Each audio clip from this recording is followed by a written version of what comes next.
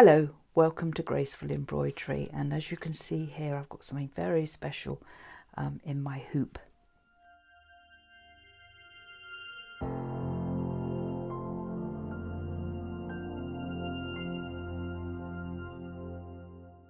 You can see here one of my new Embroidery Angels stitching out. It's in my 260 by 200 hoop. I am embroidering it on a layer of sulky, soft and sheer, and on top of that I've put this lovely sparkly polyester organza, and that's all that is required.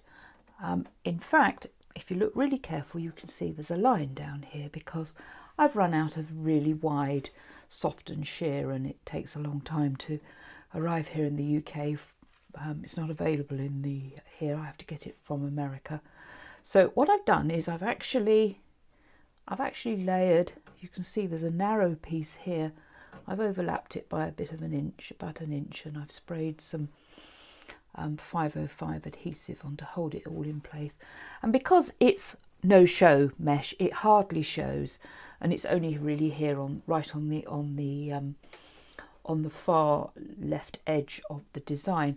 And that's great because often, now we've got these larger hoops, we tend to have so many different types of stabilizers of different widths, and trying to use the right one for the right stitch out, there's a limit to what we can have, and we often run out. But I have found that with this overlap system it works quite well. I've not had any really big disasters. The most important thing to do is when you're hooping up, and if you're pulling on the width here, you've got to be really careful that you don't pull them apart. But this is fine. There's no clips in place or anything, and nothing's moved at all. So this is my Christmas version, or should I say a nice gold, green and red version of the Embroidery Angel. On this one we can see that she's got the smaller wings. There is another set of wings which come down here, but these are the smaller version. And this is the corded lace. Let me take you in a little bit. As you can see, it has a base of white. I think that's Sulky Rayon 1002. And on top of that is a little narrow length of what would appear to be corded lace. This is what I've been working towards this looking like. And the wings, because of the cording, they do overlap. I mean, you obviously want the cording to be inside, so it's not been possible you don't stitch them all out in one go. That's what I'm saying. There are quite a few thread changes, but I don't apologise for that, because thread changes are necessary if you're going to get the best results from your embroidery. Just before I stitch the next colour, which will be the gold cord on top of the main part of the lace, just wanted to point out a couple of other things to you. These angels have an underskirt, then they have the main skirt. Now this is a flat angel, but you can do a standing angel or dimensional angel, and they have an overskirt which loops all the way around the back so the join doesn't show. So we've got the 3 layers on this particular stitch out. We have some imitation ruching along here. The edgings here of the overskirt have been embroidered with a double satin, so they really stand out. We've got stripling in the halo of the angel up here. And so this angel celebrates embroidery, and I have included 4 or 5 different versions of her in the design set in different colours. The colour scheme is all important. Now this is my Christmassy one. The main one is pretty subtle, but I have done an even lighter version, and I've done a pink version. And oh, you could just carry on and on, creating many more angels with different with different colour schemes. Always in the designs that have the angel in, it always starts with the little loop for hanging her. So the first colour, if you don't need the loop, then you just don't stitch that out. So these are the detailed embroiders. She's got an embroidered border around her main skirt, and then this sort of emblem on the front, and this is available separate as a separate design. And I've also created an embroidered fabric too. So there's lots of variety in this set, and I encourage you to have fun embroidering out an angel. You can do her for Christmas. She can celebrate your favourite colour scheme, and you can have her hanging up in your sewing room. Lots of ideas. Anyway, let's stitch out the next bit.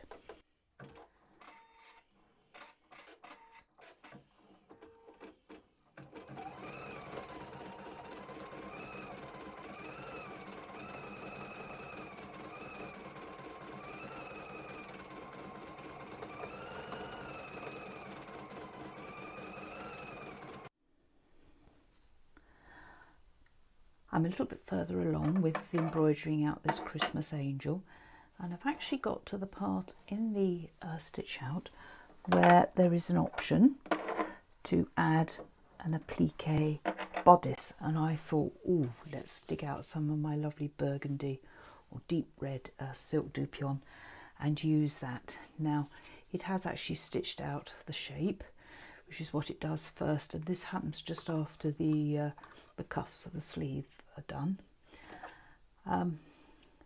I discovered a new button on my applique this week. Surprising what you can learn from other people. This one here will actually bring the hoop forward for trimming. Saves you going over to the screen and selecting trim. If I press it now, I think it's going to hit the camera. Let's see what happens.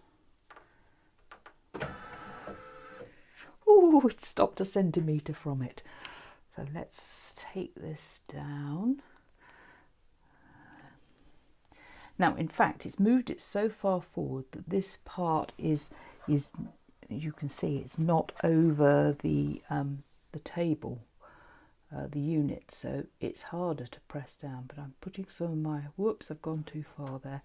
This is a V-neck bodice, unlike the other ones. So what it does is, you can see it's stitched out the face, and all my angels don't have details on them. I tried and tried, and I just wasn't happy with them, so I've left them expressionless. Gives them a heavenly appearance. But this one, because it's difficult to cut down into the applique, and especially if you use silk, which tends to fray, so the neck is actually stitched afterwards, so you don't have to be too precise about the cutting there. I'm going to lay this on the top, and whoops, I'm going to put my hand underneath to make a little temporary sort of ironing station. This applique glue comes in a little pen. I use it on my romantic crazy quilt blocks, and that comes from Sew Line. Right, so I think that's attached, and very important when you're using any fabric where the threads are obvious, that you do get them horizontal. Right, so we'll press this little button under the fix, and it takes it back to the stitch position. Now it's going to do the tack down. Now I'm just going to show you something new that I've got, and I mention it in the PDF. This is, well, this isn't a purple fang, it's a turquoise one. You use it as a positioning. You can use it for all sorts of things, and it's got a little eyelet here for elastic or threading ribbon through buttonholes. But it means that you can get into this area underneath without endangering your fingers. And for anything like this, I would say slow down the machine just in case you want to stop or alter anything. Now, I'm going to have to think about the colours that I'm going to use for this, because at the moment I have a light colour. It's a very light green, but on this red it would just show as white. So I'm going to grab a nice dark red. This is 1169, which is a beautiful rich burgundy red, which I used to use when I did Celtic embroidery on bridal dresses. It's my favourite dark red. And that's going to tack down. I've slowed that down to mid-speed, and that's going to tack that in place. Let's grab the fang just in case.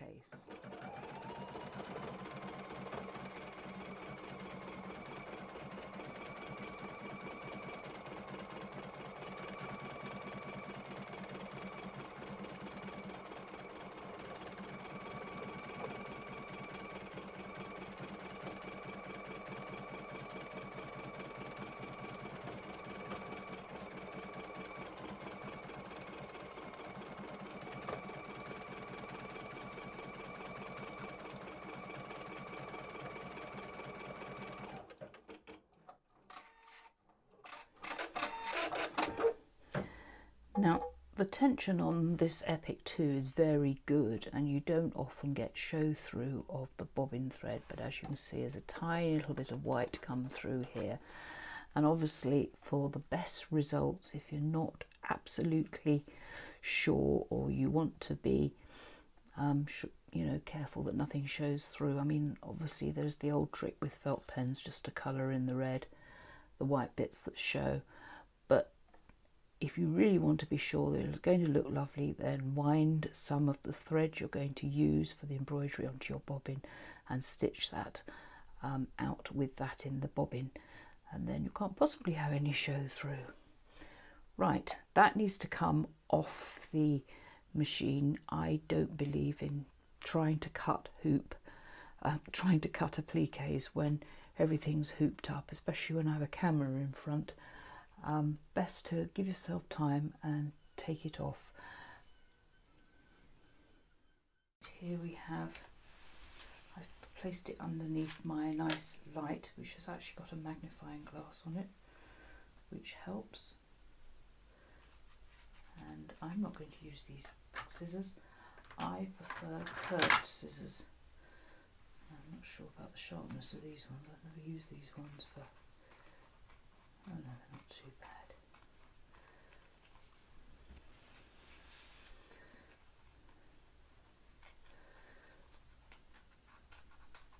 Never hurry this process. It can't be hurried, really.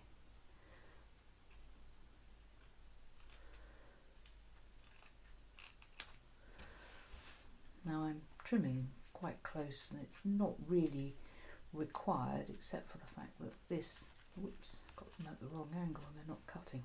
I'll do that bit in a minute. Remember that if you're overlapping something on your design, for putting a light colour over a dark colour, you will get show through. You can see there's a tiny little bit of show through here, the lace of the ruching here, because that's dark, it shows through. So there's so many things to consider when you're changing the colours of a design. Until I'm at the angle, it's not cutting it very well. I should have gone and got my other scissors. Right, and you're always going to get tiny bits of silk floof there. Let's see if we can cut into this. Now obviously the neckline is done in, I think it's 520, which is bone. But there's that cut away. That's not cut too badly. All these little bits of fluff, you can lift those up with a little bit of sticky tape on, right round your finger. Anyway, we'll take this back to the machine and carry on with the Christmas fairy, and I think you'll agree the dark red silk here matches nicely with the scrolls. It's almost a perfect match. I put in this Christmas red, and I was a bit, I'd rather not put it in, but I thought, well, I must be festive. But I do prefer the dark, the winey coloured reds rather than the bright cherry reds. Now, when you've attached this, you don't want to do the fill that would have been for the bodice. So you move on from that, and you can do the motif stitches which cover the bodice, and I think that's nice, providing they're done in a colour that's very similar to the fabric, and it helps everything blend in.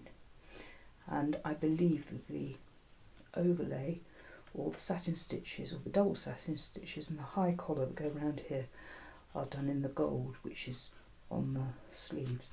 So let's go back to the machine.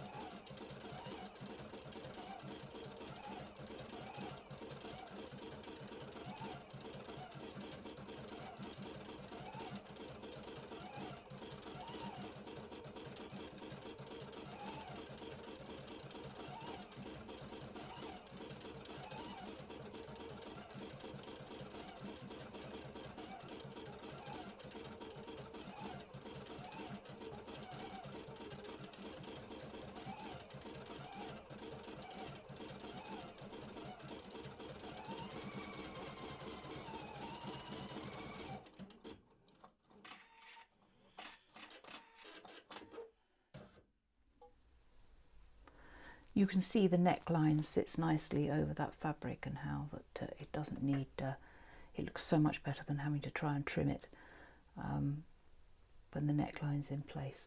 So we're now ready to do the little motif stitches, and I'm going to use that same dark red 1169.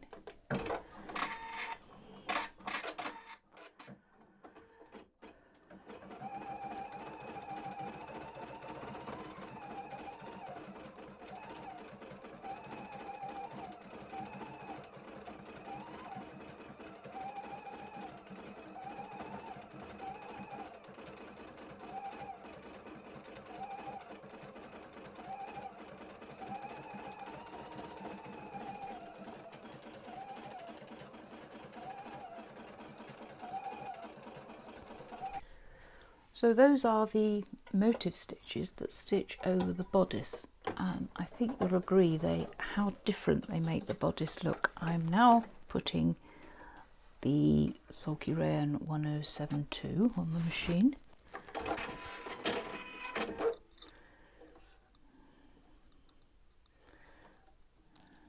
And that is going to do the high collar.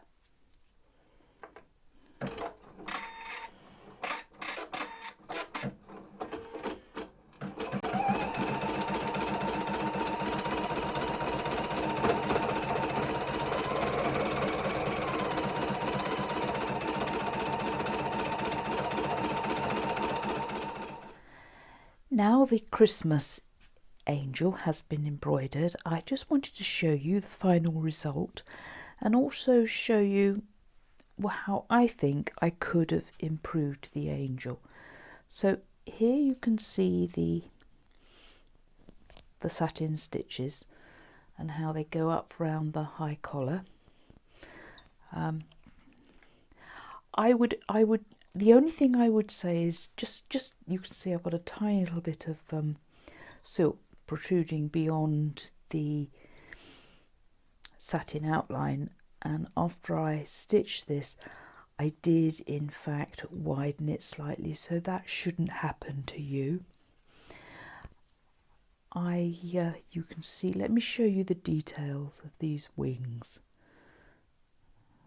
I'm really pleased with these. Now I've only cut roughly around this angel, but they are very strong wings. They are a lot stronger than some of the wings that were in my Christmas and Celtic angel that can flap and may need support. I finished this off with some really old gold